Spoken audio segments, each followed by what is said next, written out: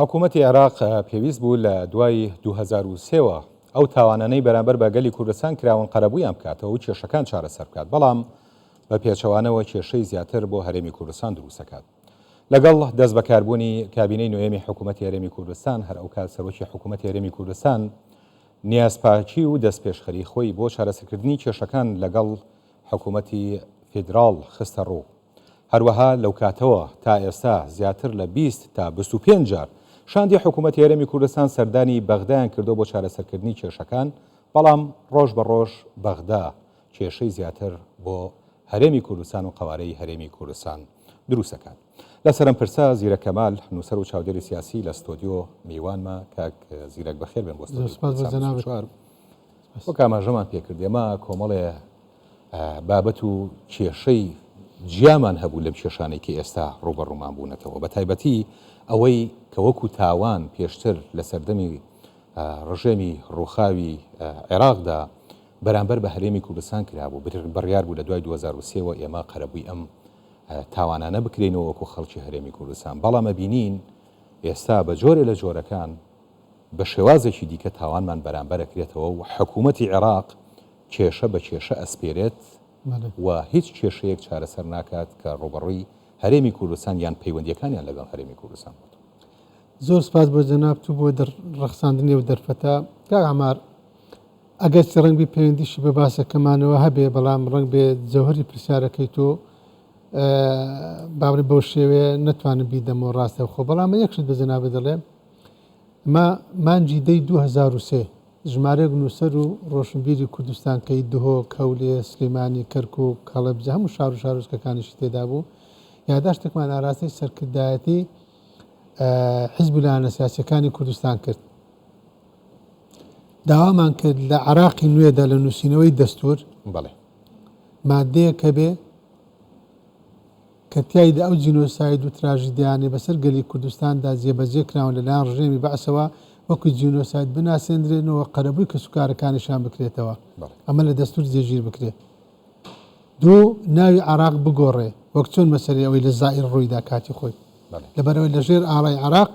ئەنفالی کورد کراوە، هەڵبجە چیمیا باران کراوە، 8,000 بارزانی گیراوە، خۆشناوەتی چیمیا باران کراوە، دەیان گوند و دێهات و شار و شارۆچکەکەی تری کوردستان باوری جینۆسایدیان بەسەردا پراکتیزە کراوە.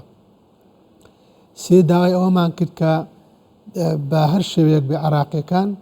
ئەوەی کە دەسەڵات دەگرێتە دەست بە ناوی حکوومەتی نوێی عێراق، بە ناوی عێراقی نوێ، چونکە بەس ڕژێمی سەدام نەڕووخا بەڵکو دەوڵەت هەڵوەشا، دەوڵەتی نوێی عێراق، حکوومەتی نوێی عێراق داوای لێبوردن لە گەلی کوردستان بکە لە کەسوکاری قوربانیانی تراژیدیەکانی جینۆساید بکە. ئەمە شتانەمان هەموو داوا کرد. گوتمان بۆ ئەوەی عێراقی نوێ ئەو کارەساتانە دووبارە نکاتەوە، بۆ ئەوەی ڕابردوومان لێ دووبارە نکاتەوە، بۆ ئەوەی ئەنفال و چیمیا باران و تراژیدیەکانی بەسەر ئێمە هاتوون وەکو ڕابردوو بمێنەوە نێنەوە داهاتوو، ئێمە پێویستە ئەو هەنگاوانە بەر ئەو کاتیش عێراق لاواز بوو بەڕاستی زۆر باش. بەڵام ئەوە نەکرا کە نەکرامە دەبینین لە ئێستادا عێراقیەکان ئەگەر تاکوتەرای لێ دەرچێ، چەند کەسێک بەتاخەوانش کاریگەریان لەسەر گوتاری سیاسی نییە، ئەگەرنا لە خەیاڵدان و لە بیرکردنەوە و لە ئایدۆلۆژیا و لە ئایدیای سیاسی و فکری خۆیاندا لە ئایدیا و ئایدۆلۆژیا و بیری مەسەفگەری خۆیاندا وا بیر دەکەنەوە کە هەرێمی کوردستان قەوارەیەکە دەبێت دژایەتی بکرێت. باشە ئەگەر ئەم عەقڵیەتە چارەسەر نەکرێت یان ئەم گرفتانە کە ئێستا هەیە لە ناوچەکەیە بە تایبەتی لە نێوان هەرێمی کوردستان و ئەو عەقڵیەتانەی کە جەنابە باسیەکەی کە بە دیوێکی تر دژایەتی هەرێمی کوردستانەکەن بارودۆخی ئەم ناوچەیە بەرەوی ڕاتەوە. من پێم کاک ئاماژانمە یەک لە کێشەکانمان ئێمە بمانوێ نەمانەوێ دەبێ عێراقی ئێستا تێبگات، دەبێ بە تایبەتی قسەی ئێمە لەسەر زۆرینەی عێراقە کە ئێستا حکومداری عێراق دەکات کە ئەویش بەڕاستی شیعەکانن، دەبێت لەو واقعەتێ لەو حەقەتە تێبکەن هەموو ئەو ڕژێمە یەک لە دوایەکەکانی عێراق کە بە درێژایی مێژوو نەکە دژاتی گەلی کوردستانیان کرد بە ئاگر و ئاسن بە چەشی مۆدێرنە بە جۆرەها چەک دوجار لە سەردەمی سەدام گەیشتە جینۆساید و قەلاچۆکردن، نەیانتوانی گەلی کوردستان لە ناوبن. عێراق بەبێ هەرێمی کوردستان بەبێ هەرێمێکی سەقامگیر بەبێ گەلی کوردستان ناتوانێت عێراقی دەستور بێ، ناتوانێت عێراقی دیموکراسیەت و عێراقی سەقامگیری بێ، وەکچۆن ئەوان نائارامی و ئابڕۆقی ئابوودی و گوشاری زۆرە زۆر بەسەر ئێمەدا پیادە دەکەن سەرنجام کاریگەری دەبێت لەسەر ڕێڕەوی عراقی نوێ لەبەر ئەمە دەبێت عراقیەکان ئەو حەقەتە بزانن وەک چۆن بەبێ هەرێمی کوردستان بەبێ هەرێمێکی سەقامگیر و گەلێکی بە ماوگەی و ناتوانن خۆیان بینای دەوڵەتێکی نوێ بکەن و بخوام بڵێن دەوڵەتێکی دموکراسی لەمان کاتی دەبێت ئەو حەقەتەش بزانن کە ناتوان ئارامی بەخواانەوە بینن و عراقی نوێ لە 2003 بەسەرەوە بە تایبەتی لە 2005 بەسەرەوە کە دەستور دادەندرێ لەسەرەوە ئەساسە لەلایەن کۆمەلگای نێودەوڵەتی و ڕای گشتی جیهانی و لەلایەن ئەمریکا و نەتەوە یەکگرتوەکانەوە تا دوایی وەکو عراقی نوێ وەرگیرا دەستورەکەی باش بوو دەستورەکەشی لەبەرەوە تایدا دانی بە هەرێمی کوردستان نابووە و هەرێمێک لە سوارچەوەی دەوڵەتێکی فیدرالی واتە واقعی هەرێمی کوردستان کە لە دوای ڕاپەڕی گەلی کوردستان بەڕابەتی بەری کوردستانی دروستی کردبوو دەبوا ئەو واقع قبولکەنەوە قبولیش کرا بە پێی دەستور ئەگەر ئێستا بیانەوێت ئەوە بکەن و بە شێوازێکی تر مامەڵە بکەن ئەوە بمانێن نەمانەوێت چەندە زەبر و زەنگ لە ئێمە دەوەشێنن کاری گریان دەبێت لەسەر ژیان و گوزەرانی کۆمەڵانی خەڵکی کوردستان و بێمافی بەرامبەر بە ئێمە دەکەن بۆ خۆشیان لە ئایندەیەکی نزیکدا بەڕاستی ڕنگدانەوەیکی سلبی دەبێت لەسەر ڕێڕەوی عراق ناتوانێت ئەو عراقە بێت کە پێی دەگوتی عراقی دەستوری زۆر باشە ئێمە لە دەستوردا و پێش دەستوریش ئێمە کۆمەڵێ مافمان بەسەر عێراقەوە هەیە هەروەکو وتم و تاوانانەی کە بەرامبەر بە خەڵکی کوردستان ئەنجام درراوە کە پێویست بۆ قەرەبوو بکرێتەوە کە نەکراوە کۆمەڵێ مافی ئێمە هەیە لە دەستوردا وەکو مادەی 140 وەکو کۆمەڵێ بابەتی گرنگتر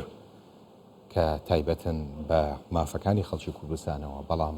ئێستا پێتوانیە بۆ بەلا ڕێدابردن و دوورخستنەوەی سەرنج لەسەر ئەو مافانە مەژغوڵیان کردوین یان سەرقاڵیان کردوین بەشتی ورترەوە وەکو بابەتی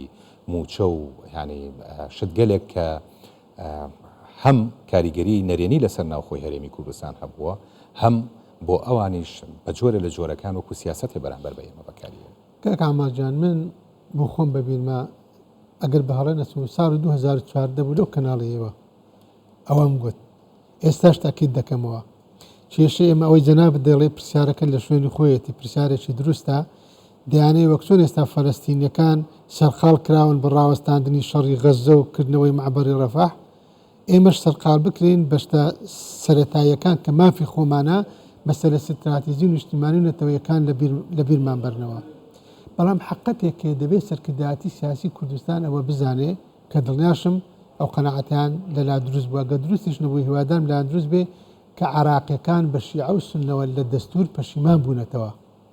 لە فیدراالێت پەشیمان بوونەتەوە ئەو عراقە نوێ لە 2003 بەسەرەوە کە دەوڵەتی عراق ڕووخا و دوازە لە 2005 بەسەرەوە وەکو بوو بە عراقی دەستوری عراقیەکان لەخوا نەشاردوێتەوە چەندین کەسایەتی دیاری شیعە و سوننە باشکرا ڕانگەیان دو دڵین ئێمە لە کاتێکدا ئەو دەستورەمان قوبوڵ کرد و دەنگمان لەسەردا کە دەستمان شکا بوو کە دەستمان شکا بوو ئێمە لە هەلومەرجێکدا و دەستورەمان قوبوڵ کرد کە دۆخی عراق بۆ شێوەیە بوو گوشارێکی نێودەوڵەتیمان لەسەر بەگەنا قوبوڵمان نەدەکرد کەواتە ئێستا لەوە پەشیمان بوونەتەوە بۆیە دەبیت لەسەر ئاستی ناوخۆی ئێمە بۆ شێوە دۆخەکە ببینین نەک حکوومەتی عراقی لەگەر ناوچە ژێر داگیرکراوەکان وا دەکا واناکا و موچە دەنێرێ موچە نانێرێ و فلان وای گوت و فلان وای گوت و فلان لە ستراتیزدا لە فۆرمە گشتیەکەیدا لە تابلۆ گشتیەکەدا عراقیەکان دیسا تاکید دەکەمەوە لە دەستور و لە فیدراالێت پەشیمان بوونەتەوە باشە ئەم پەشیمان بوونەوەی تا چەند دەتوانن لە سەرزەمینی واقعدا جێبەجێ بکەن ئەوە هەلومەرجی نێودەوڵەتی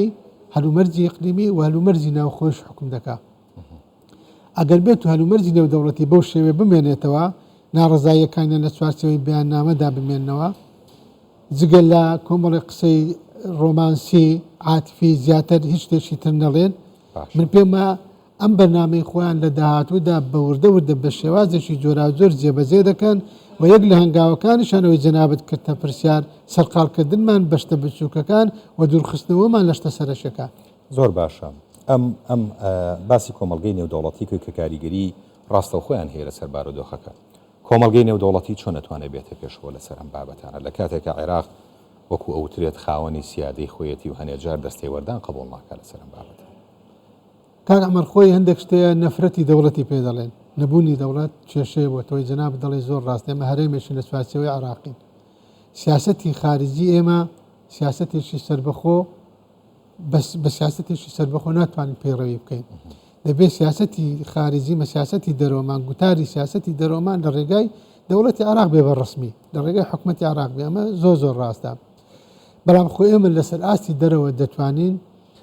بە شێوەیەک بەرەی ناو خۆیمان ڕێکخینەوە کە کاریگەری لەسەر ڕای گشتی دنیادا بنێ من پێم وایە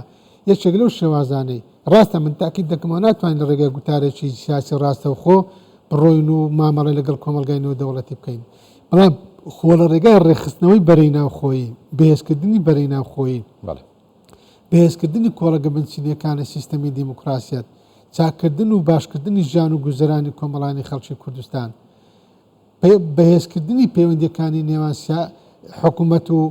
گەلی کوردستان ڕازیکردنی خەڵک دەستەبەرکردنی مافەکانیان من پێم لەو ڕێگایەوە دەتوانین بەرەیەکی ناوخۆی بەهێز دروست بکەین کە تیایدا هەرێمی کوردستان بێک پاکێج و بێک گوتاری سیاسی مامەڵە لەگەڵ هەموو دنیا بکە لەگەڵ سیاسەتی اقلیمی لەگەڵ سیاسەتی دەرەوە لەگەڵ سیاسەتی عراقی بەڵام ئێستا ئەمە لە ئێستادا بەڕاستی خاڵی لاوازی ئەمە کاک ئەمەر هەلو مەرجی ناوخۆیمانە بەرەی ناوخۆیمانە ئەم نەبوونی یەک گوتاری سیاسی ئەم بە دوو گوتاری سیاسی مامەڵە لەگەڵ سیاسەتی اقلیمی دەکەین بە دوو گوتاری سیاسی مامەڵە لەگەڵ عراق دەکەین بە دوو گوتاری سیاسی مامەڵە لەگەڵ کۆمەلگای نێودەوڵەت دەکەین لە هەلو مەرجی ئێستا دەکە پرۆسەیەکی چارەنووسازمان لە بەردەمەکە هەڵبژاردن و کۆمیسیۆن بڕیاری لەسەری داوە ئێمە بە سێ-چوار گوتاری سیاسی مامەڵە لەگەڵ پرۆسی هەڵبژاردن دەکەین ئەم نەبوونی یەک گوتاری سیاسیە ئەم نەبوونی بەرەیەشی ناوخۆی تۆکمە و بەهێز بەڕاستی کێشەی بۆ دروست کردوین کەوای کردووە کە پێگەی قەواری هەرێمی کوردستانی لەسەر ئاستی عراقی و ئەقلیمی لاواز بێت. بەڵێ بەڕێز زیرە کەمال نووسەر و چاودێری سیاسی سپاس بۆ بەڕێز.